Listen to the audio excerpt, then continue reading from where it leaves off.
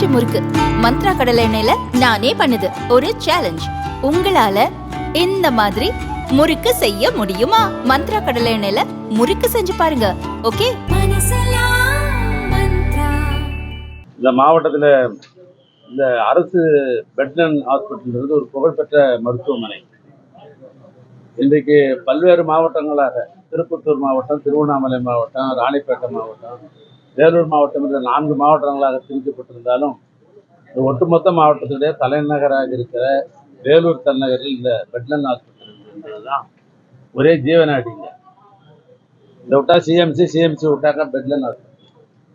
அப்படிப்பட்ட புகழ்பெற்ற மருத்துவமனை வேலூரில் புதிதாக மருத்துவக் கல்லூரி துவக்கப்பட்ட உடனேயே மொத்த மருத்துவமனையும் அடுக்குமாறிக்கு போயிடுச்சு. அந்த காலகட்டத்தில் இந்த நகர மக்கள் தொடர்ந்து இந்த பெட்லன் ஹாஸ்பிட்டலு செயல்பட வேண்டும் என்று பல்வேறு நிலையில கோரிக்கைகள்லாம் வைக்கப்பட்டது.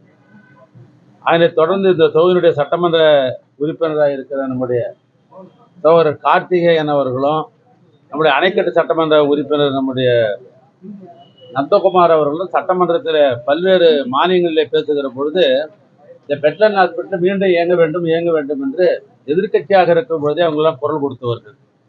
எனவே இந்த 3 ஆண்டு கால திராவிட மாடல் ஆட்சியில் முதலமைச்சரிடத்திலே இந்த கோரிக்கையை நேரடியாக வலியுறுத்தின அந்த அடிப்படையில் நம்முடைய சம்பந்தப்பட்ட இந்த மாவட்டத்தை சேர்ந்த அமைச்சரான துரைமுருகன், நம்முடைய நந்தகுமார், நம்முடைய கார்த்திகே அவர்கள் 3 பேரும் சேர்ந்து அழுத்தத்தின் அடிப்படையில் இங்கே மீண்டும் இந்த மருத்துவமனை இயங்க வேண்டும் என்ற ஒரு தமிழ்நாட்டு முதலமைச்சர் அவர்கள் இதற்கு 150 கோடி ரூபாய் பணம் ஒதுக்கி இந்த மருத்துவமனையை புதிதாக கட்ட சொன்னார்கள்.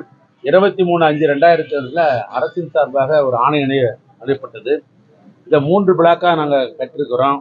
அந்த 3 பிளாக்ல 48 கோடி ரூபாய்க்கு ஒரு திட்ட மதிப்பீடு, 47 கோடி ரூபாய்க்கு ஒரு திட்ட மதிப்பீடு, 55 கோடி ரூபாய்க்கு ஒரு திட்ட மதிப்பீடு 3 பகுதியாக பிரித்தோம்.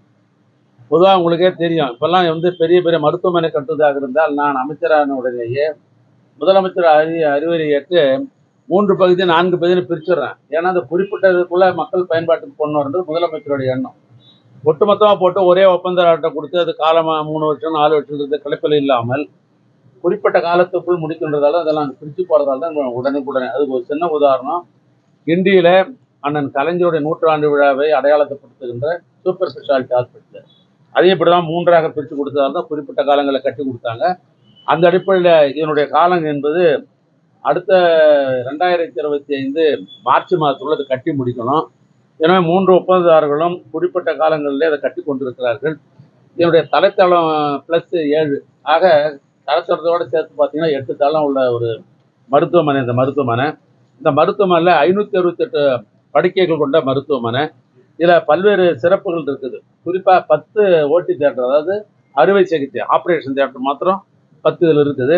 இதில் பிளாஸ்டிக் சர்ஜரி, அப்படின்றது குழந்தைகள் பிரிவு, அவசர பிரிவு, அதே போன்று இதழியல், நரம்பியல், சிறுநீரக கோளாறு, இது போன்ற சூப்பர் ஸ்பெஷாலிட்டி சொல்லுகிற அடிப்படையில் இந்த மருத்துவமனை இங்கே உருவாகி கொண்டிருக்கிறது. அதனால் இது அடுத்த 25 3வது மாதத்துக்குள் கட்டி முடித்த உடனேயே நம்முடைய தமிழ்நாட்டுடைய முதலமைச்சருடைய திருக்கரத்தால் மக்களுடைய பயன்பாட்டிற்கு இது கொண்டு வருவோம். மழை காலங்களில் நிறைய சாலைகள் சேதமடைந்தது இல்லை வட மாவட்டங்கள், தென் மாவட்டங்கள் என்ன நடவடிக்கை எவ்வளோ நிதி ஏற்கனவே உங்களுக்கு தெரியும், அந்த தென் மாவட்டத்தில் சாலைகள் பழுதடைந்தது உண்மைதான். அதுவும் குறிப்பாக தூத்துக்குடி மாவட்டத்தில் தாமிரபரணி ஆறு உடைப்பெடுத்து பல்வேறு கிராமங்கள்லாம் அடையாளம் தெரியாத அளவுக்கு ஒரு சூழ்நிலை ஏற்பட்ட காலகட்டங்களில் முதலமைச்சர் அவர்கள் நான் ஊட்டியில் என் சுற்றுப்பயணத்தில் இருந்தேன். ஏன்னா எனக்கு தொலைபேசியில் தொடர்பு கொண்டு விரைந்து போக சொன்னார். இரவோடு இரவாக நான் போய் கிட்டத்தட்ட அங்கே நான் 12 நாள் முகாமிட்டிருந்தேன். தற்காலிக பணிகள்லாம் செஞ்சு உடனே 3 தினங்களிலேயே மக்களுடைய பயன்பாட்டுக்கு தற்காலிகமாக கொண்டு வந்தோம். அதற்கு பின்னால் முதலமைச்சர் அவர்கள் இந்த சென்னையை ஒட்டியிருக்கிற 4 மாவட்டங்கள், அதே போன்று தூத்துக்குடியை ஒட்டியிருக்கிற தூத்துக்குடி, பக்கத்தில் இருக்கிற திருநெல்வேலி, தென்காசி, கன்னியாகுமரி ஆகிய 4 மாவட்டங்களில் இது போன்ற வெள்ள சேதம் ஏற்பட்டிருந்த அடிப்படையில் 2த்துக்கு சேர்ந்து ஒன்றிய அரசாங்கத்திற்கு பலமுறை கடிதம் எழுதியும் வலியுறுத்தியும், இன்னும் சொல்ல போனால் நான் அங்கே இருந்த பொழுது நிதித்துறை அமைச்சர் நம்முடைய தமிழ்நாட்டை சேர்ந்ததே அங்கே நேரடியாக நானும் நம்முடைய நிதித்துறை அமைச்சர் சகோதரர் தங்கம் தென்னரசும் கூட அழைத்து கொண்டு எல்லா சேதத்தையும் காட்டணும். குறிப்பாக என்னன்னு சொல்ல போனால் ஏரல்ன்ற ஒரு ஊர், அந்த ஏரல் இருக்கிற ஒரு பாலமே அடிச்சுன்னு போயிடுச்சு. அதுக்கு போய் 2 நாளில் வந்து நான் உட்காந்து அந்த காசு எல்லாம் போட்டு உடனே அந்த போக்குவரத்தை நான் ஏற்பாடு பண்ணேன். அந்த இடத்துக்கு அழைச்சிட்டு போனேன். ஆனால் ஒரு பைசா கூட அவங்க கொடுக்கல. அதனால் மாநில அரசாங்க நிதியிலிருந்து ஏறத்தாழ 750 கோடி ரூபா முதலமைச்சர் அவர்கள் ஒதுக்கி கொடுத்து அந்த பணிகள்லாம் 80% பணிகள் நடைபெற்றிருக்கிறது. இன்னும் அந்த 2 மாதத்தில் இந்த 20% பணிகளும் நடந்து முடிஞ்சிடும். அந்த பாலங்கள் ஏரல் பாலமும் இப்போ கட்டி கொடுத்துருக்குறோம். இந்த நெக்னாமலைக்கு இப்ப சாலை அமைக்கிறதுக்கு சுற்றுச்சூழல் அனுமதி கொடுத்துருக்காங்க. அந்த பணிகளை தொடங்கக்கூடிய வாய்ப்பு இருக்கு. அது வந்து நெடுஞ்சாலைத்துறை சம்மந்தப்பட்டதல்ல, அது முழுக்க முழுக்க வந்து ஆர்டிஎல் டிபார்ட்மெண்ட்டு. அதுக்கு வேண்டிய முயற்சிகள் அந்த துறையை சார்ந்தாக எடுக்கப்பட்டு கொண்டிருக்கிறது. நானும் கூட பத்திரிகையில் இதெல்லாம் செய்திகள்லாம் பார்த்தேன். அது முழுமையாக இந்த அரசாங்கத்தில் பாதை போடப்படும். மாவட்ட நிர்வாகம் அதை வந்து கண்காணிச்சிருக்கிறாங்க. காலாவதியான டோல்கேட்லாம் 3 சொல்லி நீங்க ஒரு கடிதம் எழுதுனீங்க. இது வரைக்கும் அது எந்த ஒரு நடவடிக்கை? கடிதம் அல்ல, பல கடிதம் எழுதியிருக்கிறேன். பொதுவாக வந்து ஒன்றிய அரசாங்கத்தை குறை சொல்ல வேண்டும் என்பது மாநில அரசாங்கத்தின் நோக்கமாக இருக்க முடியாது. இதெல்லாம் சில நேரம் இன்னும் ஒன்றிய அரசாங்கத்தை நான் குறை சொல்லலாம், அப்படிலாம் இல்லை. ஒன்றிய அரசாங்கத்திற்கு மாநில அரசாங்கம் 2 ஒத்து போனால்தான் மக்களுடைய பயன்பாட்டுக்கு பல பணிகள் நம்ம செய்து கொடுக்க முடியும். அந்த அடிப்படையில் நாங்கள் வலியுறுத்துகிறோம், ஒன்றிய அரசாங்கத்துக்கு பல முறை வலியுறுத்துகிறோம். இப்போ பல டோல்கேட்டுகள் எல்லாம் அந்த குறிப்பிட்ட ஒப்பந்த காலங்கள்லாம் முடிந்து விடுகிறது. முடிந்த உடனே அது எடுன்னு நாங்கள் சொல்கிறோம். ஒரு முறைக்கு பல முறை கடிதம் நேரடியாக அழுது மாத்திரல, நான் நேரடியாக கொண்டு கொடுத்துருக்கிறேன். ஆனால் அங்கே என்ன சொல்கிறாங்கன்னு கேட்டிங்கன்னா, மேற்கொண்டு அது ஒப்பந்த காலம் முடிந்தாலும் கூட பராமரிப்பு பணின்னு இருக்குது. அந்த பராமரிப்பு பணிக்காக நாங்கள் டோல் வசூல் பண்ணி தான் பராமரிச்சுருக்க முடியும். இது ஒன்ஸ் வந்து ஒரு கட்டடத்தை கட்டிட்டு இது 50 வருஷத்துக்கு இந்த கட்டடன்ற மாதிரிலாம் இல்லை. நெடுஞ்சாலைத்துறை பொறுத்தளவுக்கு சாலைகள் என்பது அப்போ பழுதடை தான் செய்யும். நாங்களே ஒப்பந்த அடிப்படையில் மாநில அரசாங்கம் கூட என்ன பண்ணுறோம், 5 வருஷத்துக்கு தான் நாங்கள் ஒரு சாலை அமைக்கிறதுக்கு பராமரிப்பு போடுறோம். 5ஆவது வருஷம் ஆனால் அப்புறம் புதுசாக அது போட வேண்டியதாக இருக்குது. அந்த அடிப்படையில் நாங்கள் வந்து ஒப்பந்த காலம் முடிந்தாலும் பராமரிப்புக்காக நாங்கள் டோல் வசூல் பண்ண வேண்டிய நிலை தான் இருக்குதுன்னு சொல்கிறாங்க. ஆனால் அதுக்கே நாங்கள் தொடர்ந்து கடிதம் எழுதியிருக்கிறோம். அப்படின்னா ஒப்பந்த காலம் முடிந்த பின்பு பராமரிப்புக்கு என்ன செலவு, அந்த செலவு தான் நம்ம டோல்கேட்டில் வசூல் செய்யணும் ஒழிய அதை தவிர்த்து ஏற்கனவே தொடர்ந்து வசூல் செய்வதே தவறு என்ற அடிப்படையில் பல முறை நான் வலியுறுத்தியிருக்கிறேன். இப்போ கூட நம்முடைய ஒன்றிய அரசாங்கத்தினுடைய நெடுஞ்சாலைத்துறை அமைச்சர் மாண்பு நிதின் கட்கரி அவர்கள் கூட சமீபத்தில் போன வாரம் வந்து நம்ம தமிழ்நாட்டுக்கு விஜயம் பண்ணார். அப்பொழுது கும்பகோணம் பகுதியில் வந்து சாலைகள்லாம் பார்த்துட்டு தமிழ்நாடு நெடுஞ்சாலைத்துறை நம்பர் 1 சிறப்பாக இருக்குதுன்னு அவரே பேட்டி கொடுத்துட்டு போனார். நீங்கள்லாம் பார்த்துருப்பீங்க. நீங்கள் எங்களை பொறுத்தளவுக்கு தரமான சாலை போடுறோம், எல்லாம் செய்கிறோம். இப்போ 30ஆம் தேதி வந்து ஒரு ஆய்வுக் கூட்டத்துக்கு எல்லா மாநிலத்தையும் அழைச்சிருக்கிறாங்க. அந்த மாநில சார்பாக நான் இந்த தமிழ்நாட்டை பொறுத்தளவுக்கு முதலமைச்சருடைய அனுமதியோடு அந்த ஆய்வுக் கூட்டத்தில் கலந்து கொள்ள இருக்கிறேன். அப்பயும் தமிழ்நாட்டில் இருக்கிற இது போன்ற பிரச்சனைகள் எல்லாம் கடிதம் மூலமாக நேரடியாக மாண்புமிகு அமைச்சரிடத்தில் நான் வலியுறுத்துவேன். புதிய ரயில்வே மேம்பாலங்கள் சார். இந்த ஆண்டு எத்தனை புதிய ரயில்வே மேம்பாலங்கள் அமைக்கிறாங்க? அதாவது 70 ரயில்வே மேம்பாலங்கள் ஏற்கனவே சென்ற ஆட்சியில் பல்வேறு நிலையில், அதாவது டெண்டர் என்கிற முறையிலையும் சரி, டெண்டர் விட்டுட்டு பாதியில் 25% 30% இப்படி தான் இருக்குது. நான் வந்த உடனேயே முதலமைச்சர்கிட்ட நான் கேட்டேன், இது போன்று பல ரயில்வே பாலங்கள் எல்லாம் நிலை எடுப்பாமலே டெண்டர்லாம் விடப்பட்டிருக்கிறது.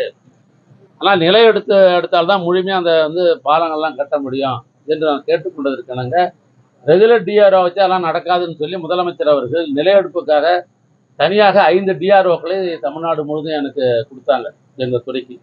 அவங்கள வைத்து கொண்டு நிலையெடுப்பு பணிகள்லாம் விரைந்து முடித்து 70 பாலங்களில் வந்து 30 பாலங்களில் கட்டி முடிச்சுட்டோம், முழுமையாக முடிச்சுட்டோம். மீதி இருக்கிற பாலங்கள் இப்போ வந்து பணிகள் நடைபெற்று கொண்டிருக்கிறது. இன்னும் ஓராண்டுக்குள்ளே அந்த முழுமைகளாம் வந்து நான் அதை முடிச்சு விடுற நம்பிக்கையில் தான் நாங்கள் வேகமாக செயல்படுறோம். நிறைய இடங்கள்ல வந்து பணிகள் நிறைவு பெறாம திருப்புழா காணப்படுது ஏடிஎம்கே எக்ஸ்பிரஸ் ஜெயக்குமார் சொல்றாங்க. அதோடைய கற்பனை அது. பொதுவாக நான் சொல்கிறேன், இப்போ ஒரு பாலம் இருக்குது, இப்போ பெருங்குளத்தூர்னு ஒரு பாலம் இருக்குது. அது பெருங்குளத்தூரில் பார்த்தீங்கன்னாக்கா அது 4 வழி பாதை. 4 வழி பாதையில் பாலம் கட்டுக்கிற பொழுது 2 பக்கம் கட்டிடுறோம், 2த்தையும் இன்டர் கனெக்ட் பண்ணணும். அங்கே இருக்க பப்ளிக் என்ன சொல்கிறாங்க, சார் அந்த பக்கம் தான் கட்டிட்டீங்களா, திறந்து விடுங்க சார், எங்களுக்கு ஈஸியாக இருக்குது. இந்த பக்கம் கட்டிட்டீங்க, இதை சீனிவாசபுரம் இதை திறந்து விட்டுருங்க சார், அப்புறம் கனெக்ட் பண்ணிக்க சார் அப்படி பொதுமக்கள் சொல்லும்போது அவங்களுடைய கோரிக்கையேற்ற எந்தவித இடையூறு இல்லைனாக்கா மக்களுடைய பயன்பாட்டுக்கு கொண்டாந்துடுறோம். அப்புறம் இன்டர் கனெக்ஷன் லிங்க் பண்ணுறாங்க. அது ஒன்றும் தவறு இல்லை. அது நாங்கள் ஒன்றும் அது ஒன்றும் பெருசாக வந்து விழா எடுத்துக்கணும் அதுக்காக எல்லாம் கிடையாது. இன்னும் சொன்னால் நெடுஞ்சாலைத்துறை பற்றி தெரியும். நெடுஞ்சாலைத்துறை பாலம் திறக்கிறது எந்த அளவுக்கு சிம்பிளாக ஒரு முதலமைச்சர் செய்கிறாருனாக்கா, பாலம் முடிஞ்ச உடனே ரிப்பன் கட்டுறோம், நேராக வர்றாரு, அன்வீல் பண்ணிட்டு போயிட்டு அவர் காரை விட்டுட்டு வெளியே வந்துடும், அவ்வளோதான். அந்த அளவுக்கு நாங்கள் எளிமையாக வந்து இதை பறைசாற்றி கொண்டுறதுக்காக இதனால் அரசாங்கத்தை முன்னிறுத்தி ஏதோ ஒரு விளம்பரம் தேடுன்ற நோக்கம்லாம் நெடுஞ்சாலைத்துறைக்கு கிடையாது. முதலமைச்சருக்கு அந்த எண்ணம் எப்பொழுதும் கிடையாது. அந்த அடிப்படையில் மக்களுடைய பயன்பாட்டுக்கு தகுந்த மாதிரி நாங்கள் திறந்து விட்டுருக்கிற மொழியை அது முழுமையாக அடைஞ்சு தான் திறந்து விடணும்னு சொல்லும்போது மக்களுடைய கோரிக்கையை மதிப்பு அளிக்காத நிலைமை ஏற்படும். அவங்க கோரிக்கையை தான் அங்கங்கே நாங்கள் திறந்து விட்டுருவோம். விருஞ்சிபுரம் மேம்பாலம் சொன்னீங்க, சொல்லி நீங்க 2.5 வருஷத்துக்கு மேல ஆயிடுச்சு. இது வரைக்கும் என்ன இல்லை, அதுக்குரிய நிதிகள் கேட்டிருக்கிறேன். நிதி வந்து என்ன எனக்கு வந்து உங்களுக்கே தெரியும். அந்த அரசாங்கம் போகும்போது நான் எத்தனை பேர் தான் சொல்றது உங்ககிட்ட நண்பர்கள்கிட்ட 6,28,000 கோடி ரூபாய் கடனை வச்சுட்டு போனப்போ அதுக்கு வட்டியை கட்டிக்கின்னு இந்த நிலையில நாங்கள் சமாளிச்சிக்கின்னு முதலமைச்சருக்கு ஒரு அட்மினிஸ்ட்ரேட்டர்ன்ற ஒரு திறமை ஒன்று இருக்கிறதால தானே இவ்வளோ ஸ்கீமை நாங்கள் சொல்ல முடியுது.